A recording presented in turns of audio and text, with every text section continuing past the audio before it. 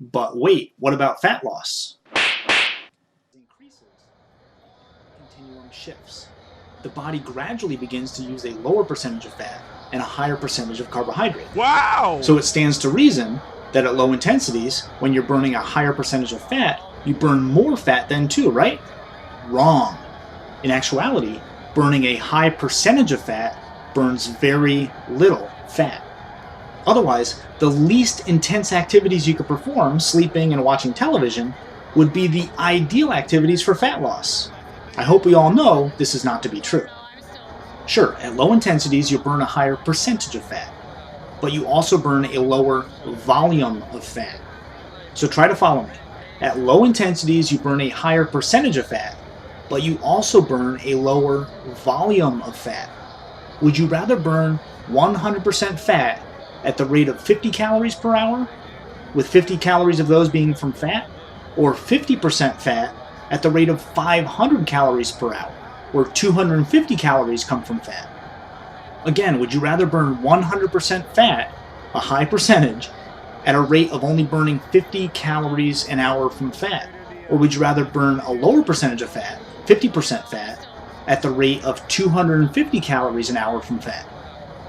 Okay, here's the point. Although low intensity exercise burns a greater percentage of fat, higher intensity exercise above the level 13 on the stamina scale, has a greater impact on fat loss because high intensity exercise burns a greater total volume of fat. In a nutshell, it burns more fat. The total number of grams of fat burned is actually higher with higher intensity exercise because the total energy output is higher during intense activity. This should make sense because it's common sense. Think about it. I'll say it again. The number of total grams of fat burned is actually higher with higher intensity exercise because the total energy output is higher during intense activity. Here's my conspiracy theory. I think that the fat burning zones on exercise machines were a partial ploy on the part of equipment manufacturers to con people into the idea that their machines could burn body fat without the person having to work too hard. Yes, you can burn some fat at these levels, but there are much faster ways to get the task accomplished.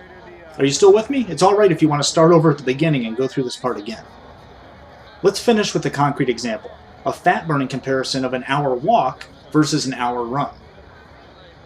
Walking for 60 minutes burns approximately 400 calories. Of these 400 calories, maybe 200 will be from fat, so 50%. So during this hour walk, you'd burn 200 calories from fat.